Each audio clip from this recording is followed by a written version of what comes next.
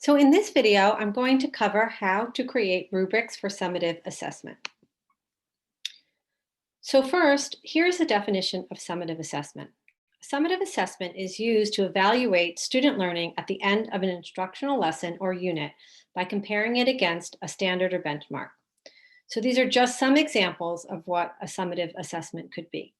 It could be a rubric, it could be a self or peer reflection of the completed student work. It could be an exam, written multiple choice or fill-in, or it can be a final critique or a written evaluation with predetermined criteria for addressing student learning. And in this video, we're going to specifically focus on how to develop rubrics. So here is the definition of a rubric. So a rubric is a guide listing specific criteria for grading or scoring academic papers, projects, or tests. So below in bullets, here are some things to keep in mind. Rubrics relate to learning objectives and address core concepts in the subject matter. Rubrics are objective, so they're not influenced by feelings and are consistent. Rubrics include assignment criteria that is specific and detailed. That's very important. Rubrics are applied to all students, also very important, which is why they were developed. Rubrics highlight expectations for how work will be evaluated. Rubrics will provide a benchmark to measure and document student progress, I should say. Rubrics can be created by one teacher or collaboratively by a team of teachers. And then rubrics can be modified if necessary.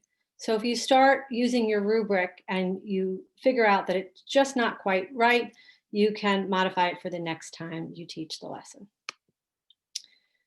So in a previous video, we discussed how to write learning objectives. And these were the learning objectives that we came up for a hypothetical lesson on Impressionism. So we said that the first learning objective is that students define and describe what makes an Impressionist painting by looking and discussing. The second objective is that students identify and practice the different techniques used in Impressionist paintings. And the third objective is that students design an Impressionist-inspired landscape painting. And the fourth is that students will evaluate their finished painting, focusing on process.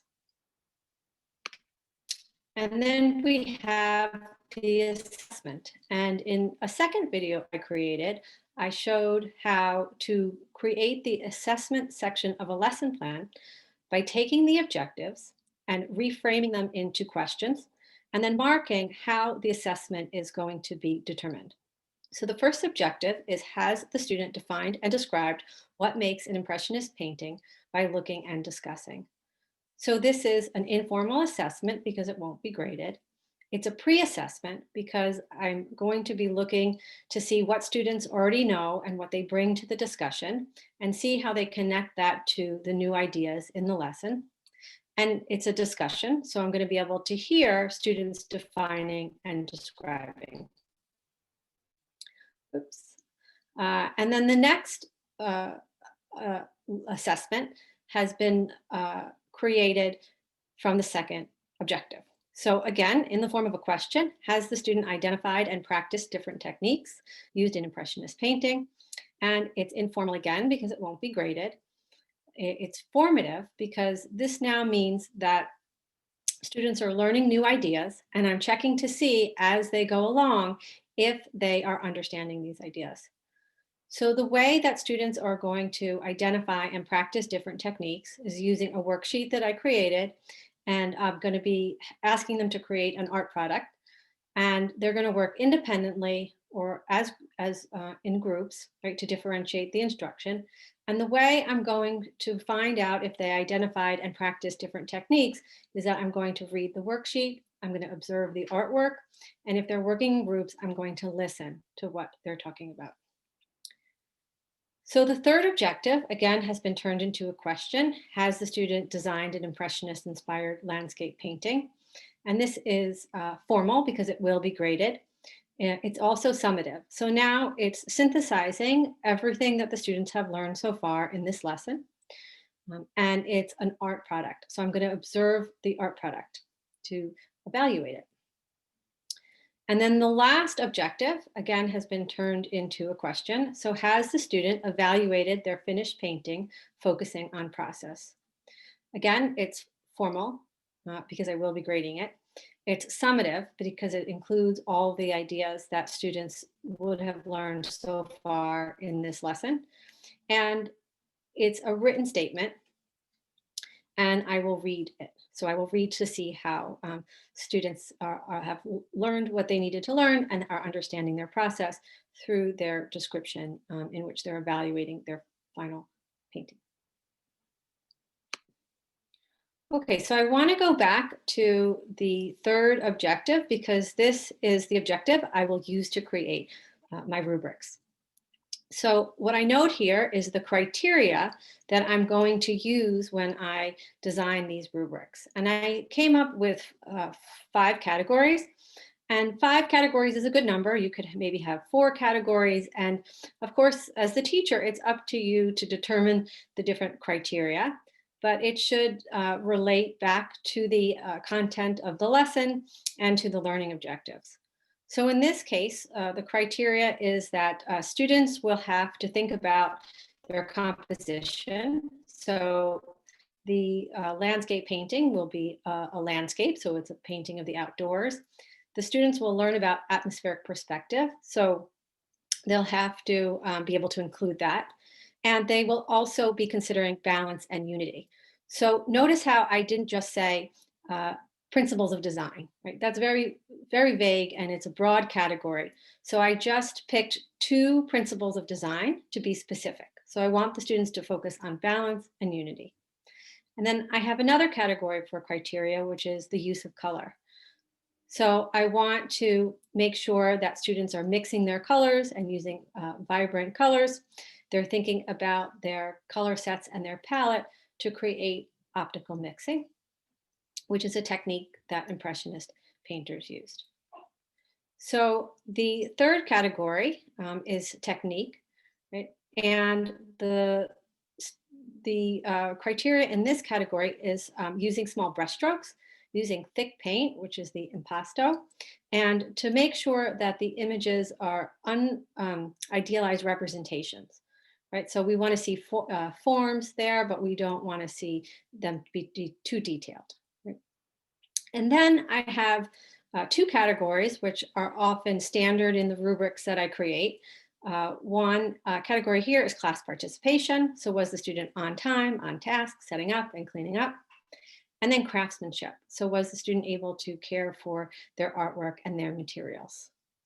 Okay, so I'm going to show how I'm turning these categories into different rubrics. So the first rubric example is a checklist example. So at the top, I have my evaluation criteria. So a 4 would be excellent, a 3 would be very good, a 2 would be average, a 1 would be needs improvement. You can also use the word developing. And for a 3, you can also use the word above average. For 4, you can say outstanding or exemplary. So whatever word you want to use to distinguish the different levels of achievement. And then I've taken the categories that I listed in my criteria, right? And I have just listed them here, and then I have these spaces, right? And so when I evaluate a student, I will look at their artwork, and then I'll see whether or not they've met this criteria as a 4, a 3, or a 2, or a 1. And then I'll fill that out, right? So in this checklist, I fill out the where I feel the student has where their level of achievement was, and then I take this number, these numbers, I total them up, then I divide them by the total number of points that can be achieved in this lesson. Then I have my percentage, or I can use a letter grade. Okay, so that's one checklist example. Another way this might look, and this would just be a section of a checklist example, and it would look like this, and it could also include a self-assessment. So the self-assessment is the students have to complete it before the teacher completes it. Actually, now that I'm thinking about it, if we go back here, you could do a column for self-assessment, and then you could do a column for a teacher assessment. So I'll describe how this works.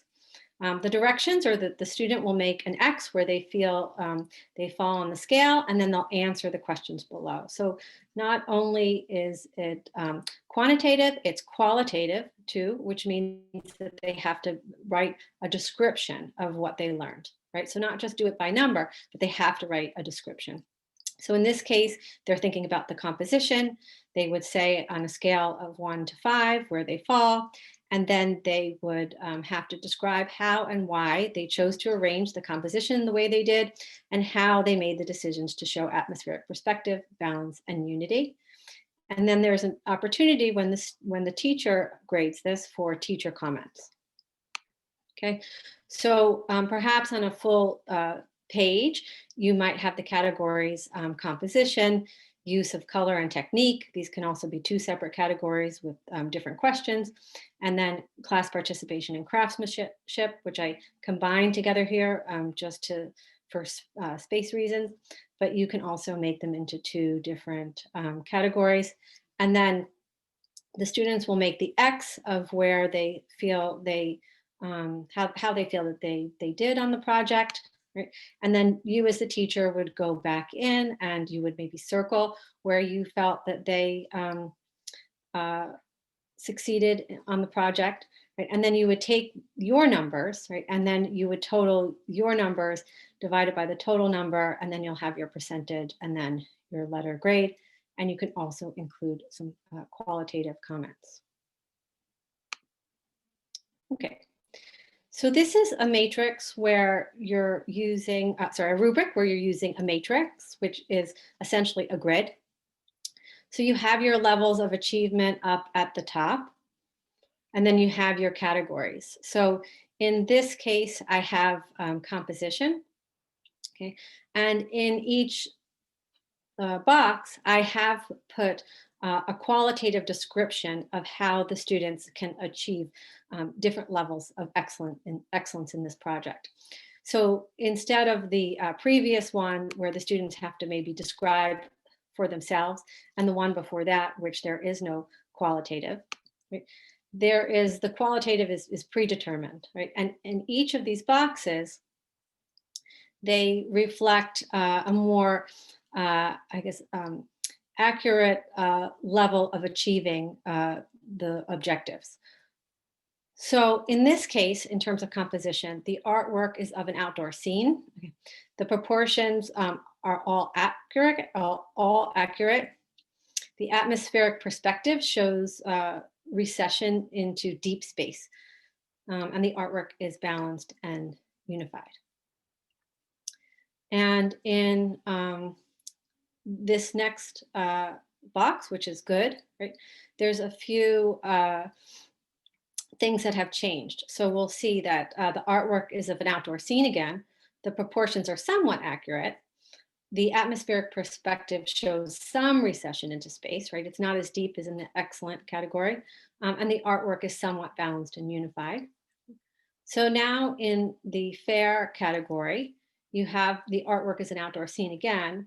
The atmospheric perspective shows shallow recession into space, and the artwork is balanced and unified. And then in the last one, you have the artwork is not of an outdoor scene. The atmospheric perspective shows no depth, and the artwork is unbalanced and not unified. You can also write that here. Perhaps the artwork is not balanced and not unified. You can decide on the criteria that would be in each of the categories. So now moving down to technique, here's another way to do it that would explain it's qualitative description here, but it's also quantitative because we're thinking about the three techniques that were in the objective, and are those present? So if those are present, the student would receive an excellent rating. So all three techniques are used, and then here's the qualifier: consistently, right? And then maybe good is that all three techniques are used through most of the painting, right? But it's not consistent. And then a fair is that two of the three techniques are used. and then maybe developing is one of the 3 techniques are used, right? So this is an abbreviated rubric that shows how you can structure the qualitative information in a matrix.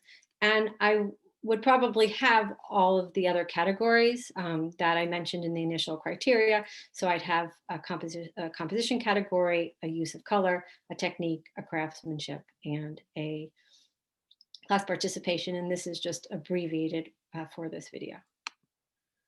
Okay, and then I'm showing how I would give the student the score by maybe circling, and then maybe there might be comments on the bottom that I would write. And then the final grade I'd look at the total number, and then I would come up with a final grade. And in this example, this is the way to use what's called a 1-column rubric. Right? So the qualitative information is here in the middle where it is outlined in yellow. Right? And this is the criteria.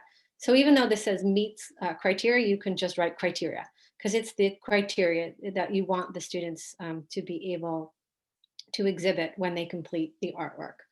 So if the students do not meet that criteria, they would fall in the level 1, so does not meet the criteria.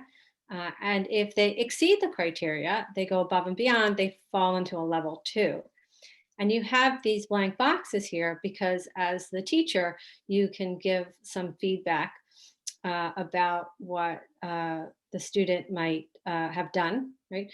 Or could have done differently, could have improved upon, or did really well. So in here, I wrote the criteria, included 2 techniques, okay, but didn't include all 3. So maybe the student met the criteria for the composition, didn't meet the criteria for the techniques, and then met the criteria for the craftsmanship. And of course, if they went above and beyond, it would be described in the above and beyond category. You'll also notice that in this particular rubric, a level 3 would be in the A range, meets criteria would be in the B range, and below criteria is the C range. So just to review, the summative assessment is done at the end of the lesson, or it could be done at the end of the unit. The rubric lists specific criteria for how the project will be evaluated. Rubrics can be in a checklist format, they can be in a matrix format, or they could be in a single column format. And then you can have an opportunity for students to assess themselves.